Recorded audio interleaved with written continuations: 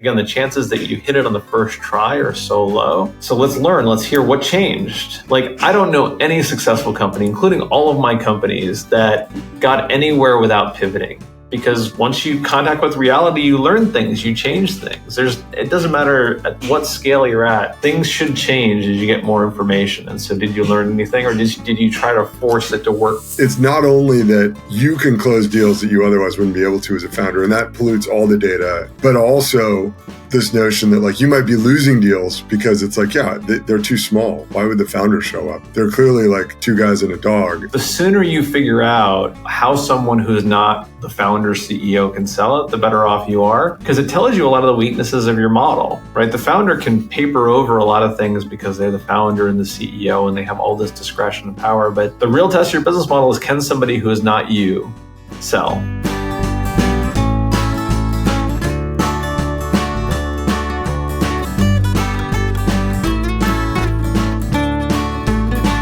Hello, everybody. Welcome to the podcast. Today we have Sean Byrnes, a partner at Near Horizon, joining us. Sean and I go way back, all the way to college.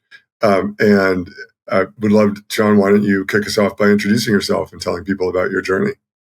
Cool. Thanks for having me here. Alex has known me for a long time, and despite his better judgment, still has me on, which I appreciate. I have been a founder of companies for many years. I went to grad school for artificial intelligence 20 years ago, back before it was a really good idea to be in the AI field. Then I started my first company called Flurry in 2005. It was an analytics and ads platform for smartphones. And 2005 was before the iPhone came out. So you can tell we were a little bit ahead of our time. But the iPhone did come out, smartphones took over the world, and Flurry became one of the largest analytics and ad platform in the world. We sold that to Yahoo in 2014.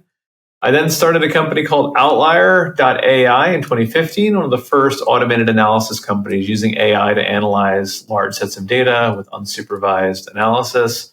We exited that one in 2022. Since then, I've been doing a lot of coaching. I've also been an investor and advisor of companies for about a decade, of some companies you might have heard of, like LaunchDarkly.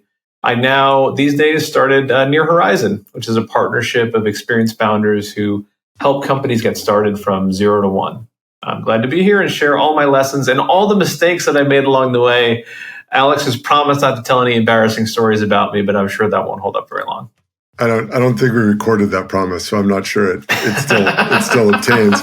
But funny that the first podcast I was ever on was actually Sean had one at Outlier, and when I was doing a pricing company of which he was an investor, he invited me on that podcast to talk about the analytics behind pricing, and that was before podcasts had really took off. I kind of thought, well, I'll try anything once, but do people really listen to these things? And so, anyway, when we launched this, and that was a surprisingly popular podcast. In the end, I did that for fun. Many years ago, I started my career in radio, and I was looking for an excuse to get some of that radio magic back. And yeah, it works. I think there's something about hearing about these lessons from people that doesn't come through if you just read a blog post or whatever. And so I think that It's a great way to share our lessons. Yeah. So I guess what I'd love to jump into is, you've been a founder, you've been you are an investor, you've been an investor. You're also doing the 0 to 1 in sort of more of a venture studio type model today, where you're taking an idea, testing it out, and then launching it essentially. So you have a lot of exposure to early stage go-to-market.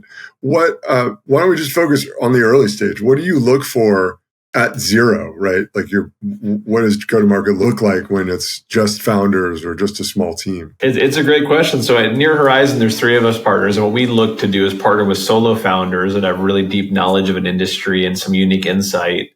And we partner with them to get from 0 to 1 by jumping in and being part of the team. So when we work with a company, we jump in, we become the people helping them do the user research, the customer research, building the product, doing the initial sales. And one of the lessons I've learned over the past 20 years that's really come home over and over again since we've been doing Near Horizon is so many people want to jump to the building and the selling so quickly. And what they skip over is all the research to make sure you're building and selling the right thing. And so if you don't spend what is usually many months doing roughly 100 to 200 different customer development calls, talking to people who might be customers, understanding their pain point, validating that if you build it, it will be something that they not only want to buy, but have to buy, that this becomes something that almost sells itself. If you don't do all that work, you're going to spend a lot of time later trying to force it to work, trying to find ways to sell something people don't necessarily need or want, or build something that they don't necessarily want to buy. But that early work is boring. You're spending months doing hundreds of calls with people. You're not building, which is fun. You're not selling, which is exciting. You're not closing deals and making money that you see all your friends doing with their YC startups. And so people skip that step and they spend the next few years struggling to try to force them into work they can't make work.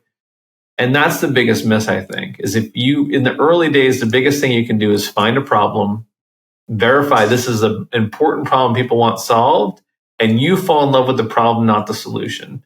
Because if you find that problem, you can build a product to solve it. You can sell the product to solve it. You can do everything will take care of itself. But if you try to skip over that, it's painful. So every company I've started, the first 6 to 9 months of the business, we didn't build anything, right? We didn't sell anything. We spent that time doing research, sitting down with people, talking to them, making sure we were finding a destination worthwhile. It's become a lost art, though. Very few companies do it this day, and I think it's the biggest mistake. Yeah, I personally have made that mistake, and I've seen it made a couple of times. I think that the interesting thing there is that you're not a lot of. I mean, YC is like this, Alchemist is like this. They kind of push you to go sell something to prove there's a market for it. What you're talking about is not sales. You're talking about product development, right? Not like customer interviews. It's not. Well, it's hey, I'm trying to sell this thing. Do you want to buy it? I think about it as pre-sales, because I think if you do it well, these are people who should be reaching through the screen saying, does this exist? Like, can I sign up now? Because if you really are throwing a wide net, you think about it, any company, even if you have a product, who do you sell it to? You might have a theory of who you sell it to, but you don't really know until you do it. So as you're talking to all these people and saying, what are your problems? If this solution exists, would you buy it? What we're looking for is where those buyers want to buy, that they're reaching through. I'll give you a good example. There's a product that, I've been working on where it didn't sound super exciting, but the thesis was there was a lot of demand. And so I reached out to a lot of people, did a lot of meetings. And I was actually less interested in what they said in the meeting and more interested to see if any of them would follow up later and say, hey, is it ready yet? And that's exactly what happened. I got a bunch of emails from people saying, I know I was kind of lukewarm on the idea, but I kind of really need it tomorrow. Is it ready yet? Right? I'm looking for that burning demand. So I think about it a lot as pre-sales. You're right. I don't have something to sell you right now, but I want you to reach through the screen and demand that I sell it to you. That's how I know the market's there. Yeah. And so are there areas where that works better than other areas? I could see a market in which like, email software, right? Like there's a lot of email software out there already. So how do you, it's like, oh, do you need this thing? Well, I got 5 choices already. Or is or is it more a positioning and like you're finding the problem and it isn't just that you need generically something to make your email better, but you have a specific I don't problem. think it differs very much, because if you can't find a problem that people viscerally need you to solve, almost everything else doesn't matter. There is a complication in regulated environments like fintech and medicine and health, where it's possible that it's not. One of the outcomes might be it's impossible to build a solution to what they want. Like it's illegal to build what they want. That does happen. Right. But I've built everything from consumer products to enterprise software across the board. And you need something that they just can't wait to get their hands on, that this is the most exciting thing elsewhere. And if you don't have it, you should keep looking. Building is the slowest thing you could possibly do. The very best thing you can do is find those people who want to buy it from you or use it, whatever it is, give you money for it long before it's ready. So that if you go through the painful process of building something, you know that there's money waiting at the other side. So does this change at all for enterprise? Is it different? The good news about enterprise makes this easier, right? Because enterprise, let's say an enterprise contract might be $100,000. I just have to find a few people that have that kind of problem. If I want to sell to small businesses, now I have to find hundreds and hundreds of them. If I'm talking to consumers, now I have to find thousands of them. And so the advantage of enterprise and the reason that VC is like investing in enterprise is that it's a lot easier to make happen because you can make a lot more money off a lot fewer people. And so this research stage can be a lot smaller because you don't have to talk to tens of thousands of Fortune 500 companies. There's only 500 of them. Whereas if you want to build a consumer product, the reason that VCs want to see you have thousands, if not tens of thousands of live customers growing fast before they invest. Whereas they will invest in an enterprise software company that has no customers but a good idea, is because it's so much easier enterprise to understand how it will play out, and the numbers can be a lot smaller. Whereas as you get closer and closer to consumer, the less predictable it gets, and the more assurance they need that it's already working before they jump in. Right. And so you talked about the way your firm works, just being three people partnering up with a founder, doing that 0 to 1, doing the hard work and having all the conversations, which are not fun, doesn't look like forward motion. You can be wrong. So now you've wasted a couple months and 50 conversations having not found something.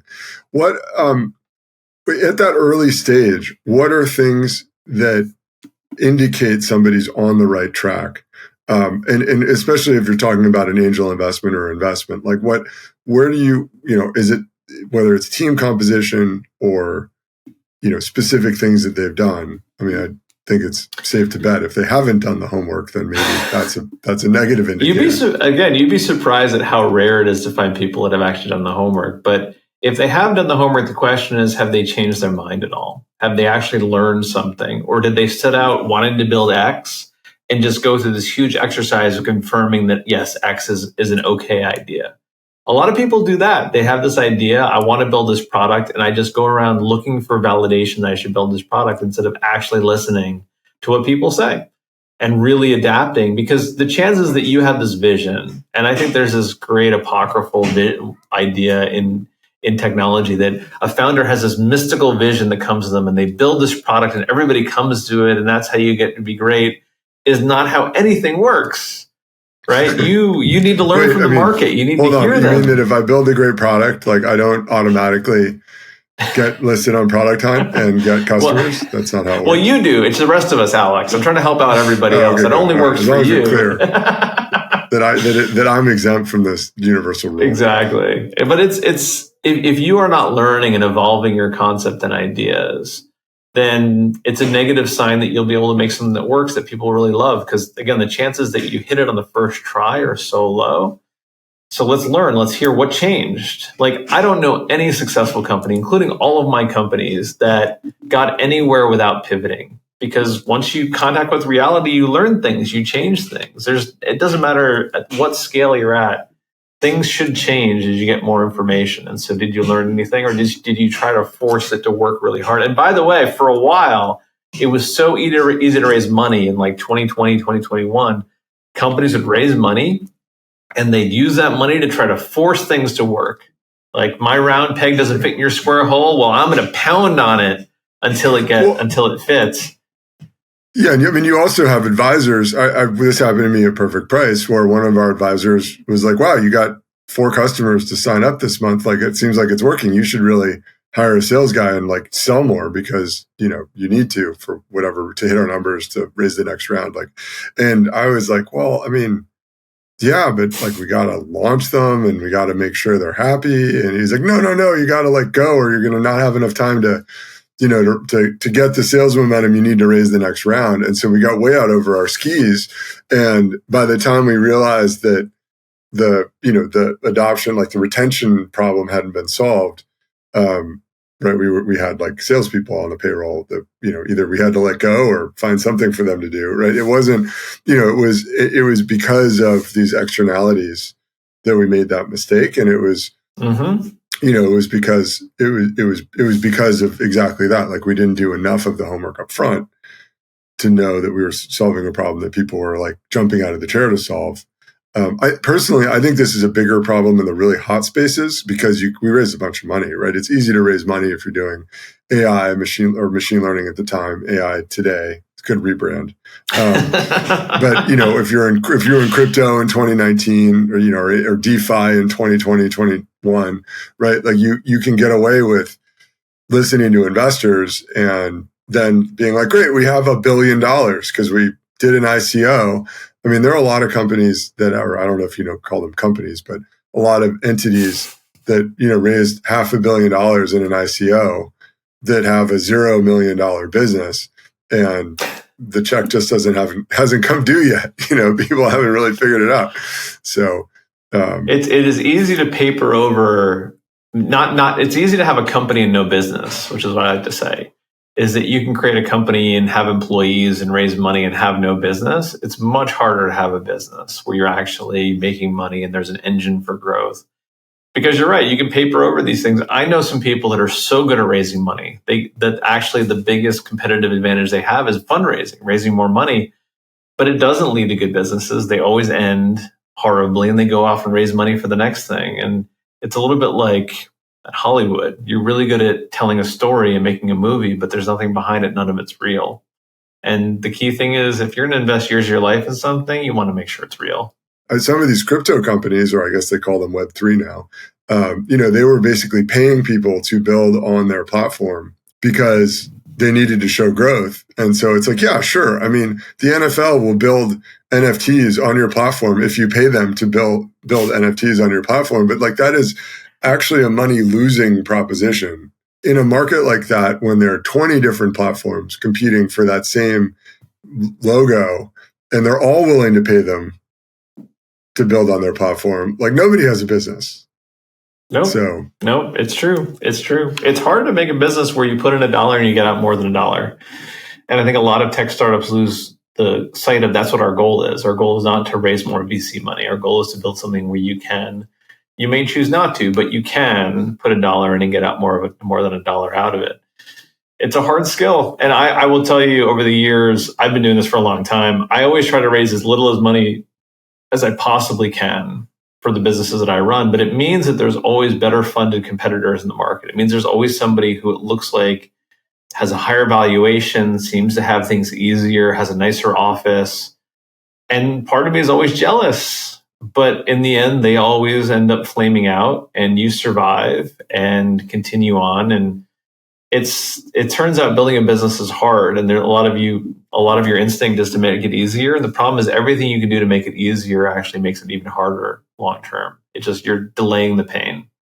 So get out there, do the customer research, sell some deals, and suffer through it. Yeah, I was going to say, and the harder thing, like one of the things we talked about in the green room was hiring your go-to-market people as a way to make life easier. And that's something that I talk about a lot. Like once you prove the founder-led sales thing works and you have a product that the market wants, eventually you're going to have other demands on your time. And so hiring go-to-market, not necessarily leadership, but people to execute is really important. But we were talking about how that can go horribly wrong. So discuss. How does that go? A question for you, Alex. I have a theory, which is I think nobody likes founder-led sales. Like, I don't think the founders like founder-led sales. I don't think, but it's necessary. And so people desperately try to get out of it as quickly as possible. Like, hey, I sold a deal, therefore we should hire a sales team to come in and sell now. But you have to, it's one of those things that nobody likes, but everybody has to do. Is that a fair assessment of the market? Yeah. So I have mixed feelings about founder-led sales. And I think, as you know, I was early at Drawbridge. I was the first business person because the founder needed partnerships to get the thing off the ground. And, and I think it's very important who you hire early on, because it's selling is hard and it's a skill, and some people come to it naturally and some people don't. And some founders, like if you're highly technical, may never come or not, right? Or may never come to it. But I think that my main issue with founder-led sales is more general, that people think founders should do everything. Nobody ever told the founder to go do their own H-1B or permanent resident paperwork, because that's ridiculous. Like, you pay a lawyer a couple $1,000 and they do it for you, and they know what they're doing and they're good at it. And you're also criminally liable if you screw that stuff up. The same, I think, could be said for sales. I think the risk is that you make a bad hire. And if you've never sold, salespeople always interview great, right? Because they're people. That's why they chose to go into sales. So they can easily convince you they're a good salesperson. And you might not realize they're not very good for a couple months. So back to your question about founder-led sales, I generally don't like founder-led sales because for a couple of reasons. One, founders are usually not good at it. Second, it's very distracting from the other things the founder needs to be doing, like those product development meetings, like actually supervising the building of the product, like raising money. And I think the third thing is that it's actually, to me, like sales, fundraising, and product management are completely I don't know if you can be diametrically opposed to three things, but they're completely diametrically opposed, because sales is all about selling what's on the truck now, right? And so if you go into a meeting thinking about the deficiencies in your product, which is what product does, like, oh, these are the things we need to build to, improve things.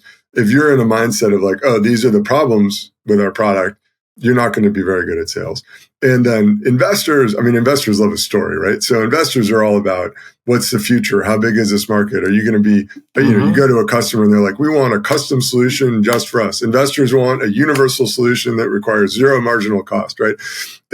Reality is probably somewhere in the middle, but it's very hard to shift from pitching investors about how big your market is and how profitable you're going to be, to going talking to a customer like, oh no, we're losing money on every sale because we just want to over deliver for you, right? Like, it's not. They're very different audiences. So I think the biggest problem with founder-led sales is doing all of them. I'll go one step further. I think the problem with founder-led sales is also that the way a founder sells something is a way that nobody else can sell, right? A founder can come into a sales process and they know the product. They can adapt to what they're hearing. They can promise the customer things that a salesperson can't promise them. Like the way a founder sells is almost never replicable by anybody else. And so many companies fall down because the founder gets really good at selling away if only a founder can sell. You hire some salespeople, they can't sell it because you haven't figured out how anybody other than the founder can sell it. The sooner you figure out that how someone who is not the founder CEO can sell it, the better off you are, because it tells you a lot of the weaknesses of your model, right? The founder can paper over a lot of things because they're the founder and the CEO and they have all this discretion and power. But the real test of your business model is, can somebody who is not you sell and close deals? And the sooner you figure that out, the better. I'd go even further than that if you're in enterprise sales. It's a little different if you're an SMB or you're selling to other founders. But if you're in enterprise sales, the middle management doesn't want to meet with the CEO or founder. Like it's weird to them. I met with Circle K once and they thought it was weird that like the CEO is showing up to the meeting, because they're all like, senior manager level people. And it's sort of like, we just want to talk to we buy stuff from Oracle all the time and we just talk to their account exec. Like, why are we talking? You're kind of this, do I need to go get my boss? Like, this freaks me out a little bit. And so I think it's not only that you can close deals that you otherwise wouldn't be able to as a founder, and that pollutes all the data, but also this notion that like you might be losing deals because it's like, they're too small. Why would the founder show up? Like, I should have been talking to a salesperson and they're clearly like two guys and a dog, and I'm not going to do business with them because they're not ready to be enterprise grade. So I agree. That's about right. There's a lot of cases where you can't sell as a founder, and then people, they run into this, to your point. And by the way, even if you could sell those large enterprises as a CEO, they're not going to pay you as much because they don't take you seriously, right? They have a whole procurement process. They're used to having their boss meet the CEO. But if they've already met the CEO, all of a sudden that luster is off. You're no longer a premium product.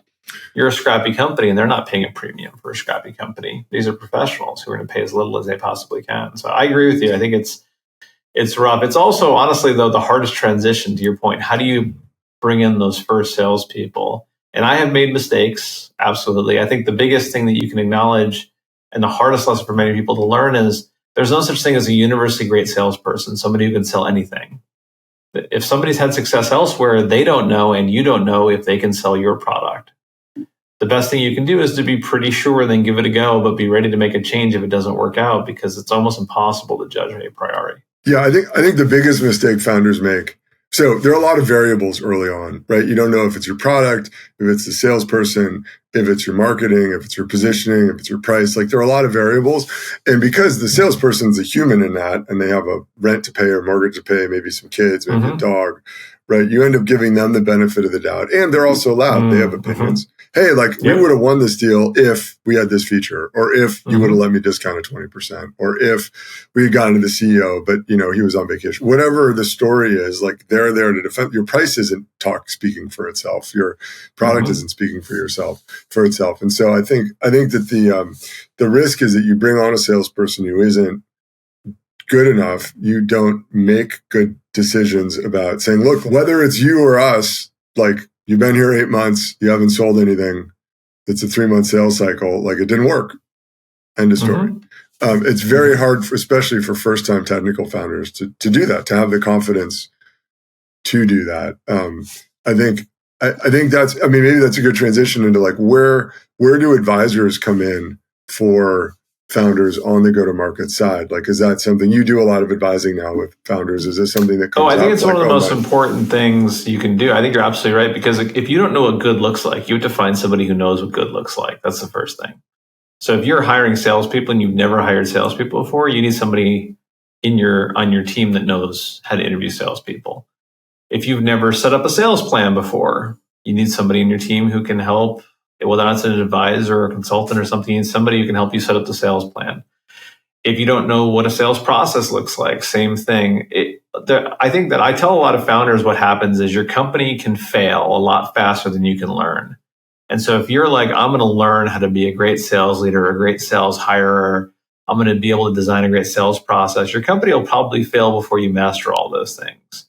It is much faster to find people who are already good at this. Now, is everybody perfect? No. So like, just like you, no advisor or consultant can interview a salesperson and say, yes, this person can sell what you're making, but you can reduce the chances of making a mistake a lot. And that's what we're trying to do. We're trying to manage risk at companies. We're trying to reduce the risk we make a mistake. So you absolutely have to get help. The biggest mistake you can make is just trying to wing it. So for example, one of the worst pieces of advice is like almost endemic at Y Combinator, which is if you're going to hire salespeople, hire 2 salespeople. And that way, whichever one works out better, you just fire the other one. And the problem is if you've never been a CEO before, and maybe you're an engineer, you never worked with salespeople or hired salespeople, that sounds almost like good advice. It almost sounds like it might work. And if you've ever done this before, you're like, that is the worst idea I've literally ever heard. But you would know that because what you were doing is a lot of people tell you this, especially recruiters who get paid per hire. They love hiring 2 salespeople at the same time. This comes up a lot, and I think on some level, not your first one, but at some point, hiring 2 at a time actually does give you some economies of scale because you can train them both at once. Right. Mm-hmm. There are some benefits. You kind of have a cohort that you can manage. But as your first one, it's like, yeah, we're not going to put our eggs in one basket. We're going to spread them out. Right. And then if one tips over, I guess we'll only lose half our eggs. Like it's not, it's just not a winning strategy early on. But it's hilarious. Even with technical founders, then I ask them, well, would you do that with engineers? Would you hire 2 engineers and see who can code better and just fire the one who's not as good of a coder? They're like, absolutely not. I know how to, this is how you hire engineers. You don't do that. You do this. I'm like, exactly. Right. Well, I think that gets to people kind of gravitating towards 2 things. I mean, technical founders especially tend not to appreciate sales and go-to-market in general, sales and marketing being a thing because there's no compiler. Like, how do you know your brand is a good brand? Like every time I've hired that kind of first salesperson that really works, that first go-to-market team that works, I feel lucky. I'm like, hey, I won the lottery, because the chances of getting the line up are just so low that in some ways luck is involved, and anything you can do to put your finger on the scale to increase the chances that it'll work is worth it. Like the problem is you can spend a lot of time doing that research we talked about, find that problem, build a solution, sell the first few customers. And if you screw up on those first few hires, you can waste all that effort. And it's really a shame when that happens. So how long, let's talk about the negative case first. How long would you give your first sales hire to start demonstrating value? I think a quarter. I think that you're looking for, in my opinion, you're looking for a few things. One is, do they go out there and generate their own pipeline? Can they go out there and generate their own leads? Or are they sitting back asking why you aren't giving them more leads? A good salesperson, that first salesperson needs to go out there and find their own pipeline. The second is, do you have qualification criteria, and do they stick with them? Do they help you evolve the qualification criteria? Are they constantly finding excuses to add deals to the pipeline that don't meet the qualification criteria, right? Are they going to be diligent about doing it? The third is, are their deals making progress? You may or may not close a deal in 3 months, but you sure should have these deals moving forward in tangible steps over 3 months. You should be able to get, from 1 meeting to 2 meetings, identify who the champion is, figure out, you make sure who the buyer is, what is their criteria, what is the competitive set they might be looking at, if any. All those things you should be able to figure out. And the thing is, the best early salespeople that I know They want to do these things because they want to be successful. They want to close deals. The problem with the worst salespeople, they also want to close deals, but they don't know how to do it.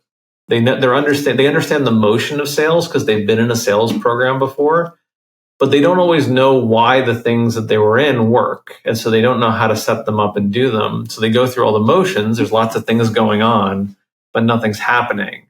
The best salespeople do these things with purpose because they don't want to waste their time on deals that aren't going to close. They want deal velocity to move forward, so they know what they should close out and which they should stick with.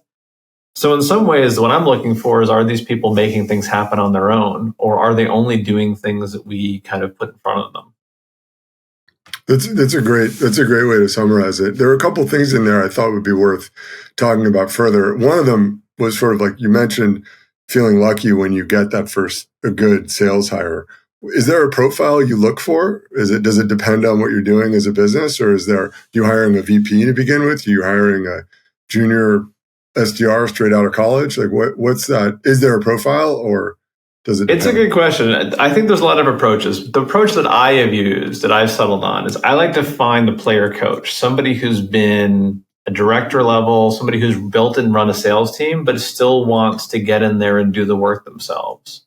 They're willing to go out there and sell their own deals now, and then hire their team in 9 to 12 months when we really have it figured out. Those people are harder to find. A lot of people, when they get to a certain point in their career, they don't want to jump in and sell anymore. They want to run the team and take a step back from being, in the trenches. But those people are out there. If you find them, it's fantastic for two reasons. One is they have the experience to set these things up, to understand the qualification. They have the experience to navigate these deals. But they also, once you're ready to snap your fingers and grow a sales team, you don't have to do this weird stutter step where you bring in another leader and some of the salespeople don't like them, so they leave, and you kind of have to do this brain transplant. If you have somebody as a player coach in there from day one, building the team accelerates things very fast because this person's there, they've done the job, so hopefully they know exactly who they need to hire for it because they've been there. They hire those people, and by the way, those people in that team have more respect because this is a person who's done their job. Like with anything, you're going to respect your boss a lot more if they did the work first and now they're telling you how to do the job. If they come in from the outside and they've never done it before, it's really hard to get the same kind of trust that you need. It does mean you have to commit to longer, though. It takes longer to find those people. There are less out there. They are out there. It takes longer to find them. But if you can find them, it's a huge accelerant later. But a lot of people don't have the patience to wait. They're like, I need a salesperson now. And so you'll bring in somebody more junior, which is fine. You're not solving your problem. You're just delaying it. So I've always found that player coach person. I've been very lucky in that way. I'll give you an example. My CMO at my last company, Outlier, had been the SVP of marketing at Salesforce for Community Cloud. And he came in and he was willing to roll up his sleeves and do the job on day one and then build his team, which is exactly what he did across the board. I've had people who have run $600 million lines of business at IBM who wanted to get back to basics, come in and do the job and then grow their team. And you can find them. You just have to be patient and be willing to wait. Because it can take, I don't know what the average sales hiring time for an AE is, but finding a person like I'm describing can take you 6 months. Yeah, the AE hiring, it really depends on what market you're in, but you can find an AE in a month or two. There are a lot out there, whether they're good or not. Open question, but you can probably make a good hire in a couple months. I think there's another fundamental difference, right? That's a more thoughtful person that's building their decks, that has an opinion about your deal pipeline and what it should look like, that has some learnings about what good looks like. Whereas an account exec may have just especially if they were at a big brand name company like Google, they might have just been an order taker. They never made an original deck in their lives. They never had to figure out what an ICP was. It's so true. And you have to be careful because these people think they know what they're doing. They are so convinced that they have all this knowledge and these frameworks and they have it figured out. And it turns out, and it's actually quite a shame, they actually don't know anything. Because they don't know the difference between the things they did that moved the needle and the things they did that didn't matter, because the machine they were in was so big, there was no way to know. And so they come out so confident. And it's sad because they come out so confident. Turns out they actually haven't learned anything. We interviewed somebody out of Google who had been early at AdMob, and he got the job, I think, because he was buddies with the founder. And he had never made a cold call. When I asked him how he found customers, he was like, "Oh, I just looked through the people that have already paid us and put in their credit card, and the ones that are paying us a lot, I email them." And like that was when I was like, "How do you do prospecting?" That was his answer, and I was like, "Are you like? I mean, it's like you think you're hunting, but you're actually a sizzler." Like, totally. Unlimited steak shows up at your table, and you think, look at the steak I've hunted down and conquered. Yeah, where did you find it? In the kitchen. Like, I didn't even have to go in the kitchen. I found it at my table. It started on my plate. And so I think that, you can totally crush your quota doing that if that's how the organization's set up, but you're not going to be that thoughtful. And I think that, I don't know if you've seen this. I've seen it where you have account execs that are taken from a larger organization, and they're like, "I'm not going to make a deck. I'm not going to set that meeting because I don't have a deck for it. Nobody's made me one." And so I don't know what to do next. So I'm just going to go talk to somebody else. And it's never their fault. It's always like, I'm not getting the right support. I'm not getting the right enablement. These sorts. This is the difference. At some point, I think you have to realize that people you hire in the early stages, they have to own their own destiny. The minute anybody in your early team says it's not their fault, you should fire them. I don't care what position they're in. I like that rubric. That fits into the question about how you're on the wrong track. If you have a bunch of whiners, then it sounds like that's a pretty clear indicator that you're on the wrong track. I think it's super important though, because what we advocate, my team advocates with our clients, is you got to do experiments and go to market early to figure out what works, right? But in any experiment, you need to control, you need to test, and early and go to market, there's just a lot of things that are out of control is probably the wrong word, but like you're not sure of, right? You don't know if the product is what is the control? I have no idea. Right. Yeah, no. And so it's I think it's tempting to be like, oh, this guy sold a bunch of stuff at Microsoft in a similar product line. So he did $5 million in sales last year at Microsoft. So he can sell. So that's not a variable. Like still a variable, like you said, you don't know if they can sell your product. Who knows what other support and things they got at that other company. And so it becomes very difficult to do those experiments. And I think the one thing you can't really experiment about is being a sales leader, because you have to have the confidence that you're doing things right, because otherwise people will pick up on it and you'll start getting excuses, and people will underperform because they think they can get away with it. If you let the whining persist, it creates all these other problems that then make you unclear on whether or not you have even product market or go to market fit, because you have all these people telling you don't, even though you might. You're just not, you don't have the right person in the chair doing the job. Yep, I agree 1,000%. In fact, I was just talking today about how one of the other challenges is that a lot of people you might go to for advice, they don't know what good looks like. So I'll give you an example. A lot of VC firms have sales partners and sales advisors, but a lot of partners at VC firms have never sold themselves, and they've certainly never run sales teams before. So they don't really know what a great salesperson would look like. And so some of the people, not all of them, I'm not generalizing, but some of the people in these positions at VC firms have no idea what they're doing. But what they are what a VC thinks a good salesperson looks like.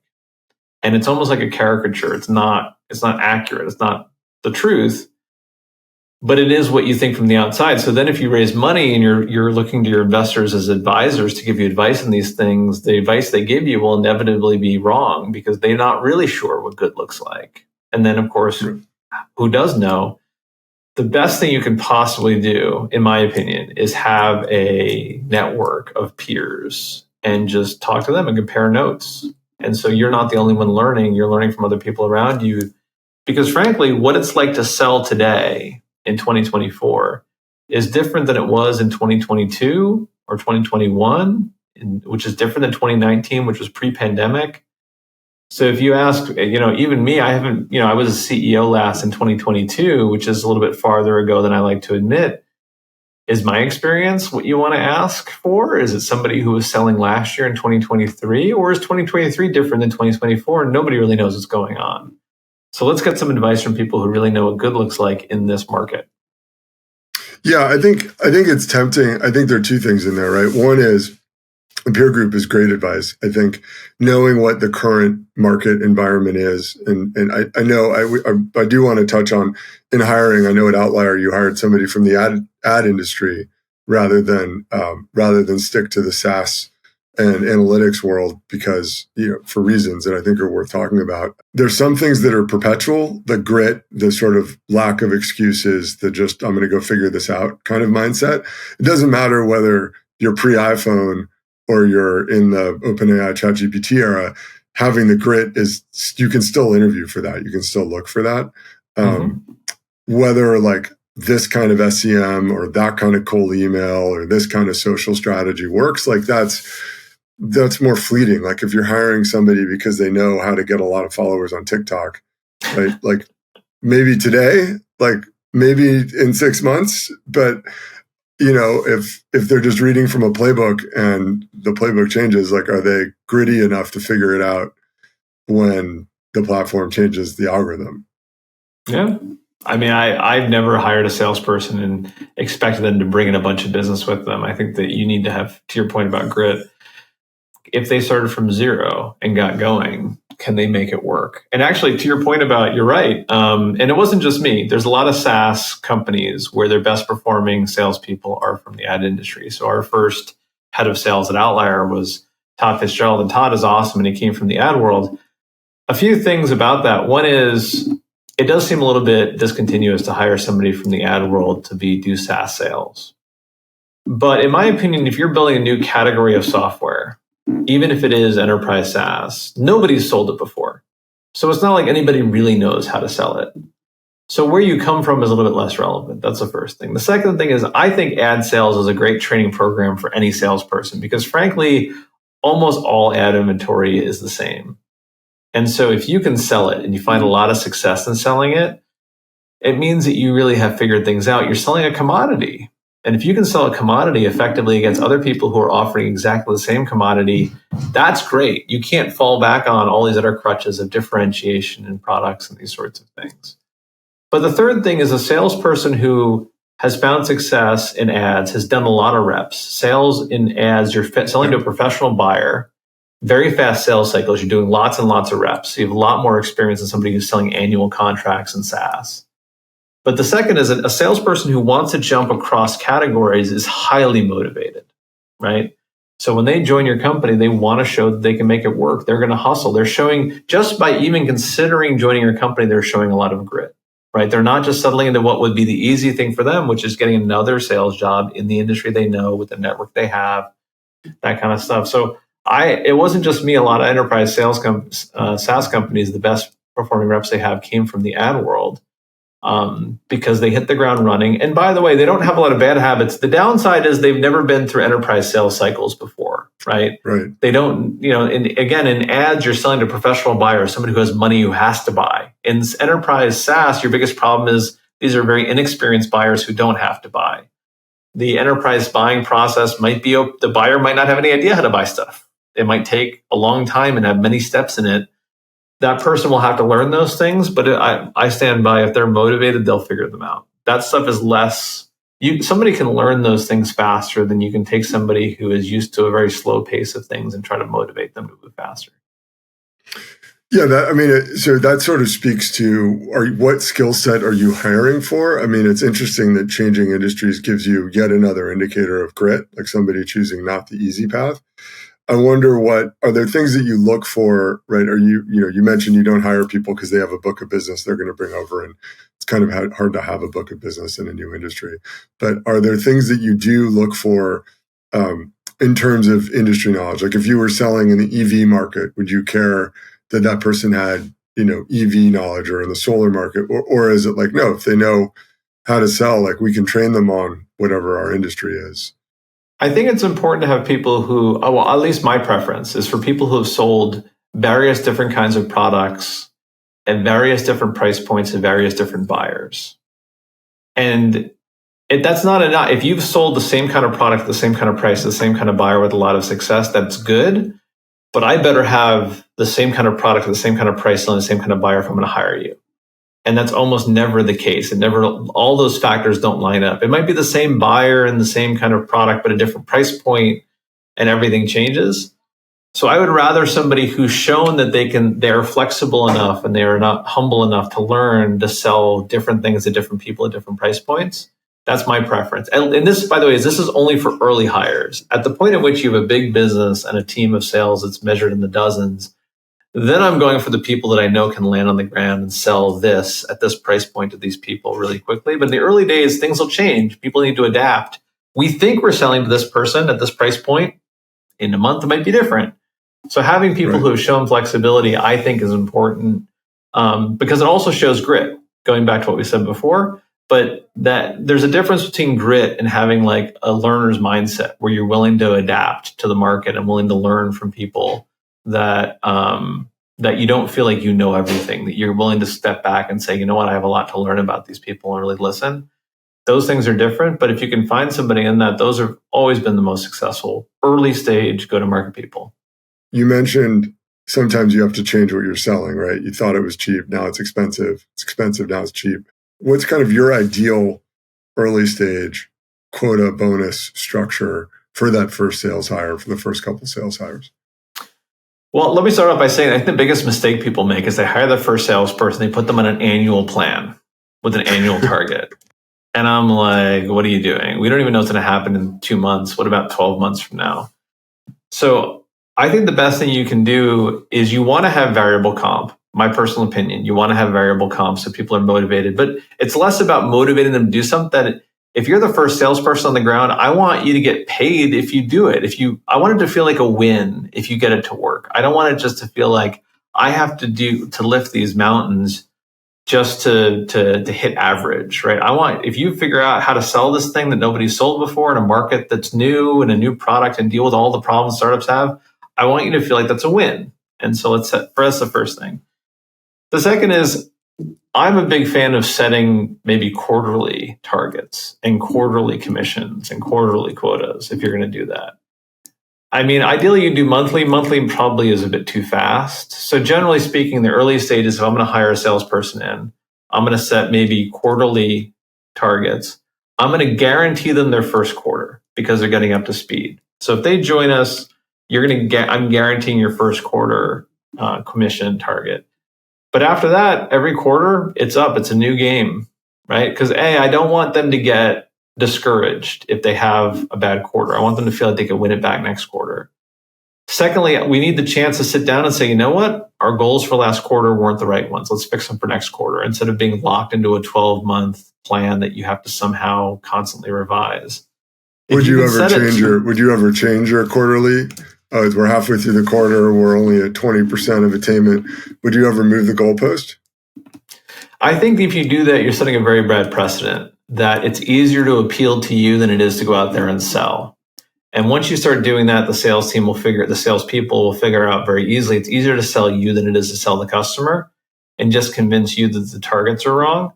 I have on many occasions gotten to the end of the quarter, seen everything hash out and realized it was probably my mistake and make adjustments, but mid-quarter, no, I would never do that. I think it would send them a wrong message to everybody. Yeah, the first quarter guarantee is interesting. Do you prefer doing a guarantee or do you prefer just a much lower quota in that first quarter, like a ramp to your target?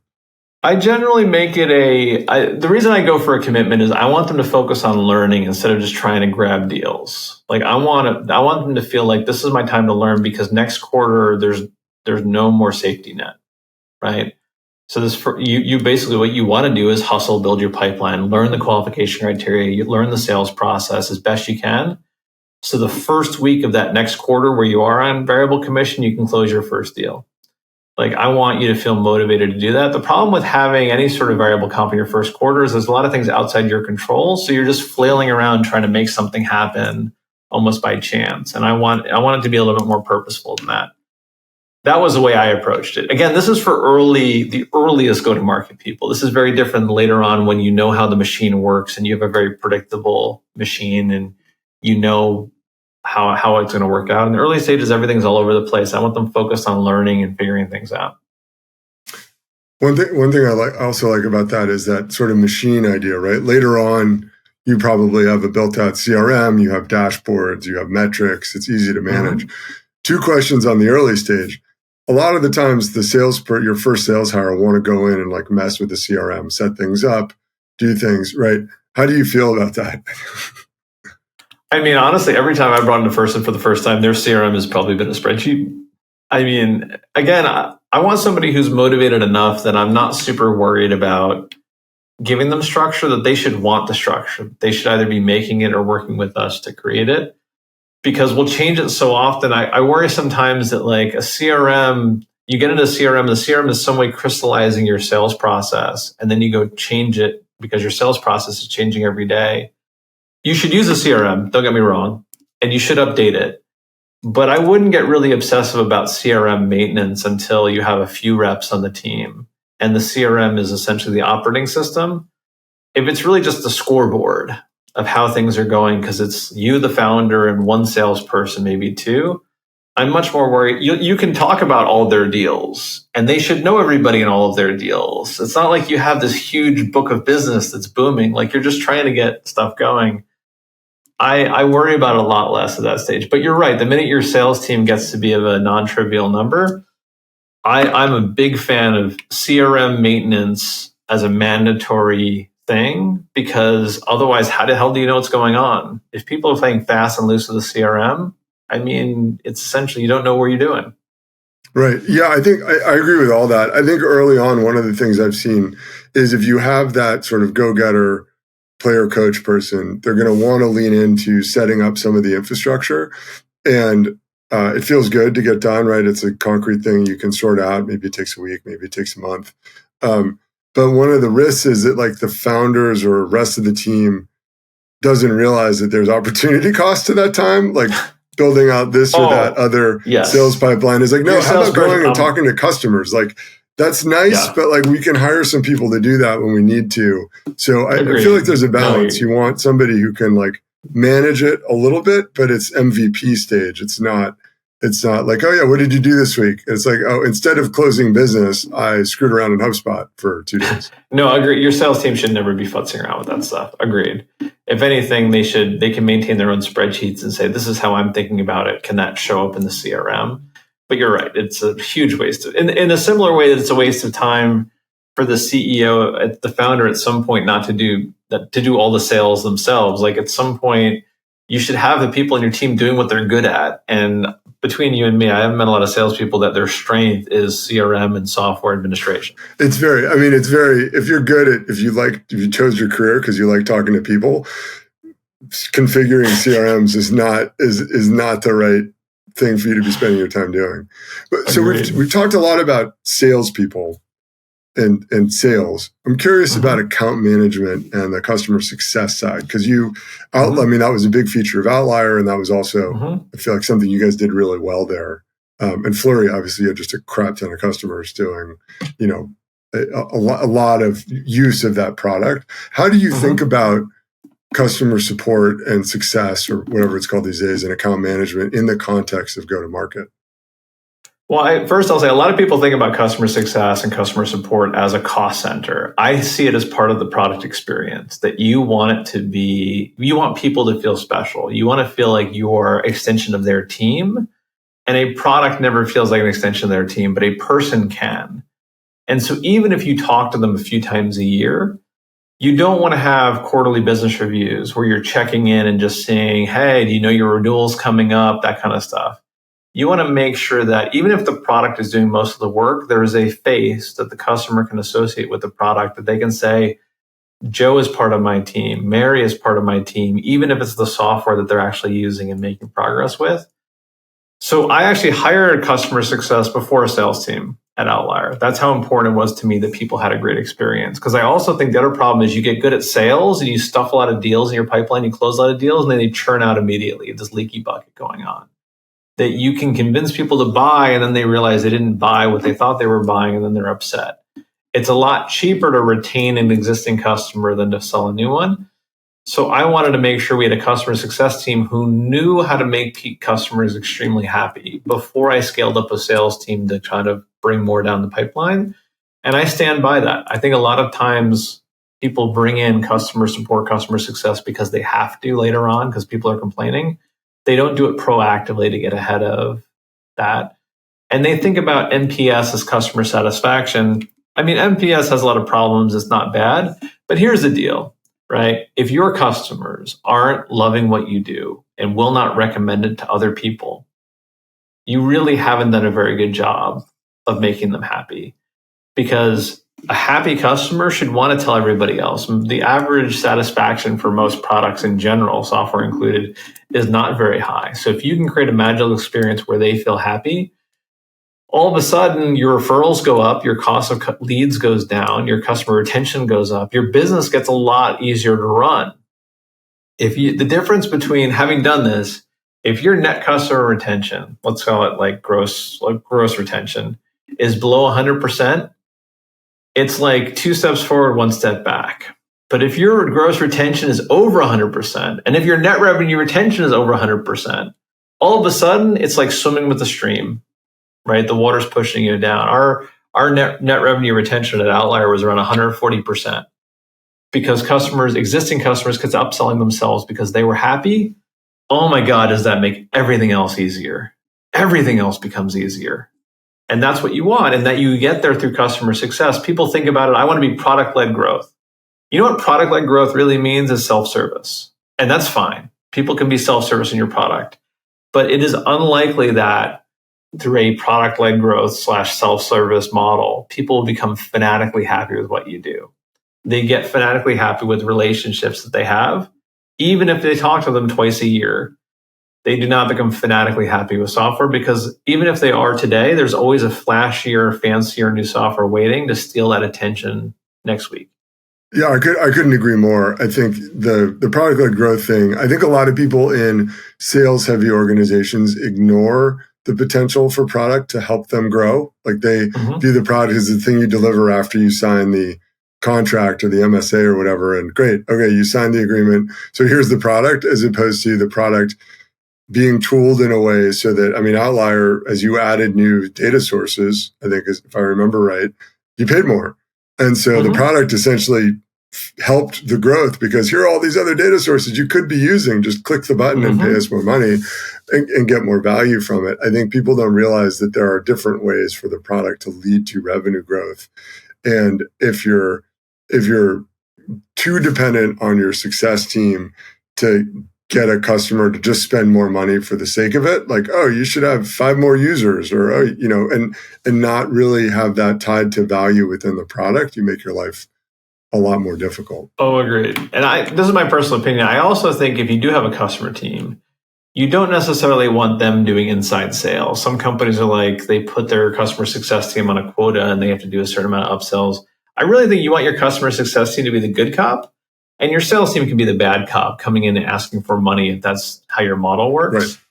The key aspect, though, is if you're going to do that, the customer success team needs some way to encourage the upsell. Like you get to do the good cop encouraging that. And that's where your product, it's not product-led growth, but maybe product-enabled growth. Your product should create an incentive for the customer to talk to customer success, to ask for more, that they can go to the bad cop to ask for more money. Like that's really what you want. In enterprise software, at least, when you get to like SMB and consumer, it has to all be self-service because you can't afford to have a human in the loop. But for enterprise software, that's, in my opinion, that's the kind of loop that you want. Yeah, I couldn't agree more.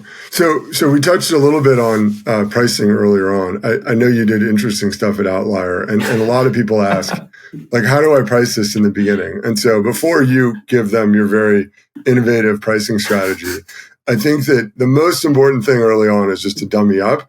And I remember when we sold Perfect Price to Box, which was our first customer, the sort of Costco competitor, I was like, I don't know. What do you pay for stuff like this? And they threw out a number that was bigger than I would have asked for. I said, how about, could you pay that? Right.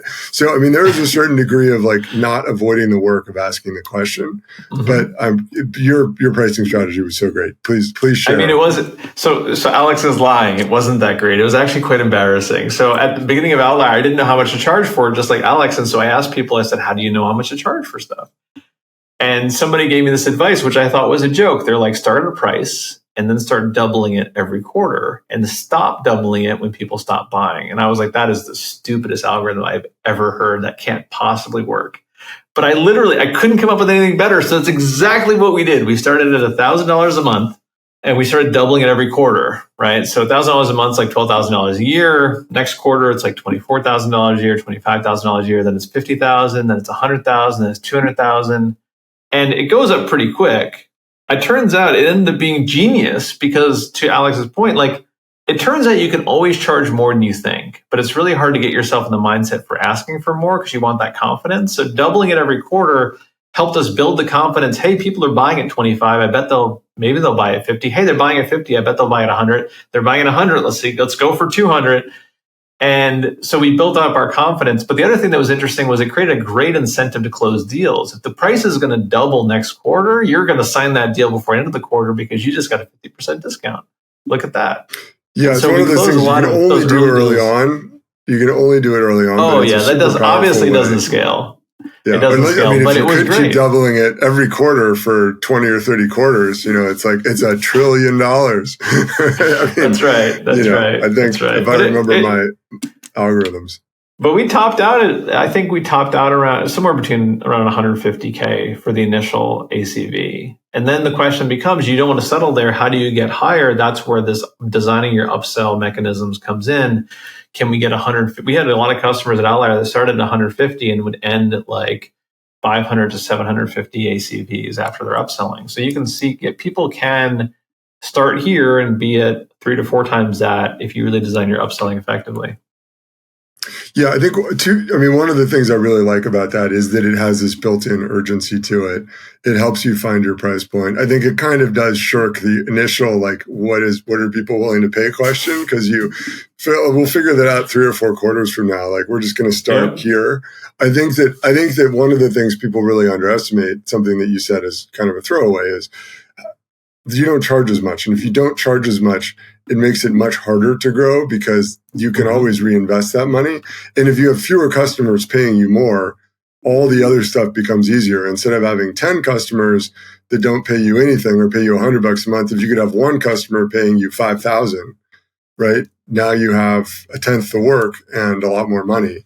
And if you did your homework and you're solving a problem people really care about and have budget for, you should be able to get that budget. And if you can't get that budget, it should be concerning if they're not willing to pay for it. And that's another mistake founders make is if you're selling to enterprises, especially, they start thinking about money in terms of their own perspective. Like $75,000 is a lot more than $50,000 to me.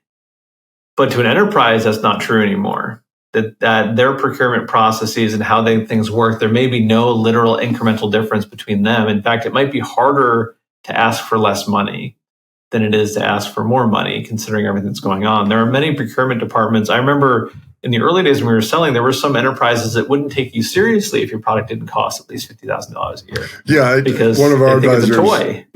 Yeah, one of my advisors at one point basically said, yeah, anything up to 250K, I can just click buy on. As soon as you go a nickel over 250, it becomes a very difficult process. But you notice some of our competitors, all their pilots were like $245,000, and it's like, now I know why. But I think some of it is also like knowing your market and being smart about asking, like, what do you pay for stuff that's like this? Which is hard if you're doing something that's never been done before. But you don't.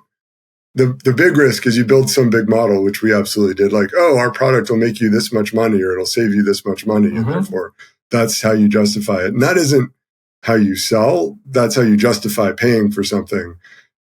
Budgets and what people pay for and how they buy are very different than an Excel thing proving that you create value. Any way you get there, though, charging more. Starting the first people got a great deal, $1,000, and then I also had this thing where I've never raised the price on an existing customer, so they paid $1,000 a month forever. And because I think in some ways companies exist because of the altruism of those early customers and those people who are buying at that stage. We didn't have any reference customers, we had no other customers, so I was like, in exchange for supporting us early and getting us started, sure, pay that amount and pay that forever. That sounds like a good trade for me that I would take every day. But at the same time, I think the danger is you should ask for higher price points. One of the things that I did not do early in my career that I've gotten better at is not necessarily asking the customer how much can you afford to pay, because they're never going to tell you that, but really getting a sense of, like, have you bought anything recently? And if so, what was the range of price? Because you can waste a lot of time on people who don't know how to buy. They literally have never bought a software package before at their company. They don't know what the procurement process is. They're going to have to go ask around and find out, how do I buy stuff at this company? I've never done it before. You can waste a lot of time with people like that. So figuring out if they bought something and how much they paid for it, even a range of it, doesn't necessarily tell much how much you should charge, but it does tell you how much they understand about the buying process and can they actually buy from you. That's super helpful. So I realize we've been at this for a while. I had a couple questions, taking it to a more senior level, and then the standard wrap-up questions. Cool. I have some gray hair. I'm good. I got seniority here somewhere. Yeah, I know. So let's talk about board. One of the things that I think is really, a lot of founders have never managed a board before. When you can, to the extent anybody manages their board, they haven't dealt with a board, put a different way. Talk about the board as it relates to go-to-market. Like, do you, when you're talking to an investor who makes big promises about helping you with go-to-market as a board member, or when you're looking for your independent director, what should a founder expect from board members on the go-to-market front? So the first thing I think to keep in mind, that if you've never managed a board before, because you do manage the board, is they work for you. Until such time as if you're the CEO, until such time as a board fires you, they work for you. They work for the company. And so your board meetings should not be reviews where you're bringing the progress to the tribunal and asking them to evaluate you. It's a working session. And in so much you should put your board members to work, you should ask them to do these sorts of things for you. But you should also realize that, especially if they're investors, like I said before, they might not know what good looks like. They might not be able to help you very much in go-to-market. And in fact, even worse, they probably have a few companies that are doing really well.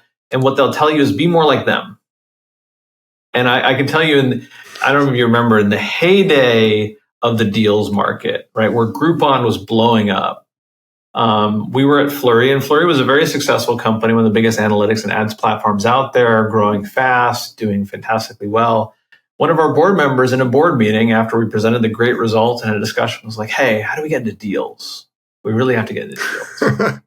And you're like, what are you talking about? We're winning the game doing this. Why in the world would we do that? Which, sure, it's working for Groupon, but who knows where it's going? So you do have to be careful about it. Part of managing the board is making sure you get input from them when it's appropriate and useful and not when it's not. The second is making sure they feel like they have a voice and things are important, and you avoid it when they're not. When it comes to go-to-market, again, the key thing to keep in mind is they probably don't know what good looks like, but they probably have a bunch of expectations. So in my opinion, managing your early stage board is managing their expectations. Being honest that, hey, we did hire a salesperson, but we don't know if it's going to work. Nobody knows it's going to work. We're going to do our best. We're looking at velocity. We're looking at these sorts of things. And being honest and transparent, because if you don't set their expectations, they are going to bring a set of expectations with them from their other companies, their experience, their portfolio, and I guarantee you their expectations will be bad for you. So the first thing you need to do is instill that as expectations in their heads. If you can hire an independent board member, which you almost never can do in the early stage, because the people you want will not join your board at the early stage. They will only join it later on when you're clearly a success and going to be their road to an IPO board, a public company board seat.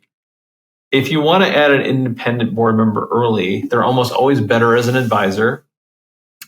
And it's almost always someone who has some sort of, gives you access to something you can't get access to on yourself.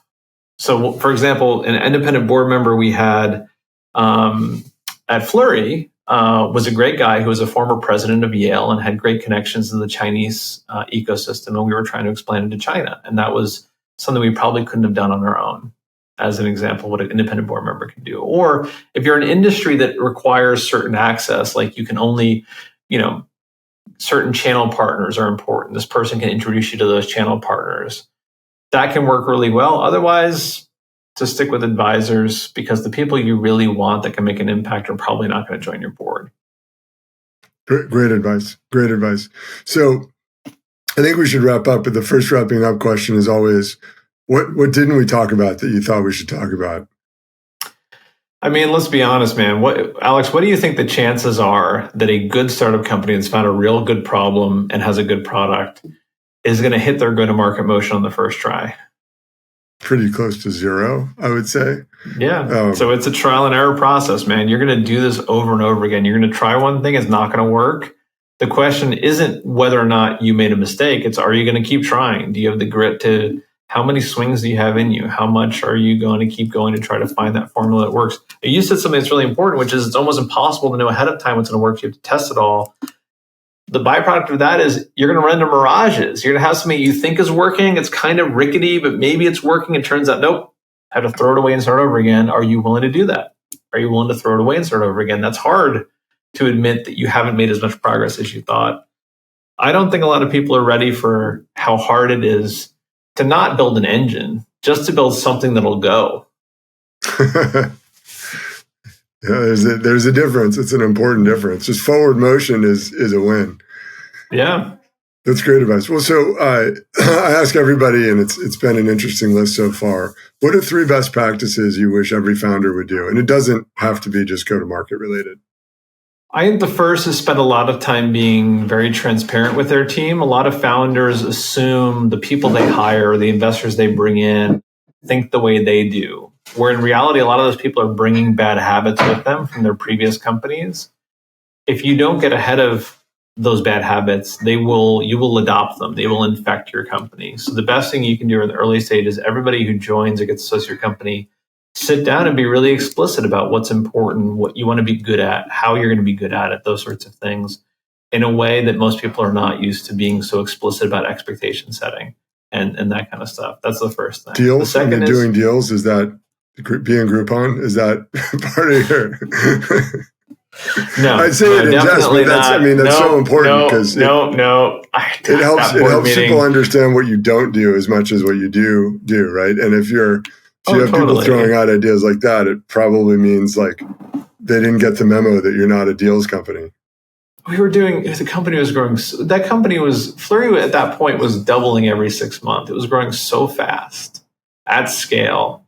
I remember that board meeting. Yeah, nobody knew how to respond. It was like, how do you respond to that? The whole industry used it. That was insane. Groupon probably used it. You're like, yeah, we're in deals. Groupon's a customer.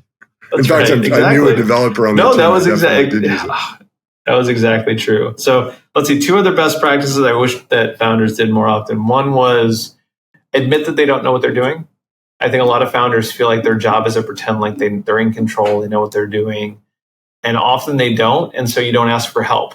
And admit that you don't know. If you haven't hired sales teams before, instead of taking a bunch of random advice from YC message boards and trying it out, ask for help. The best part of the tech industry is a lot of people want to pay it forward. We're doing this podcast to share what we've learned with everybody else. Like, ask for help. Admit you don't know what you're doing. It's fine. I had no idea what I'm doing. I still don't arguably have a great idea what I'm doing.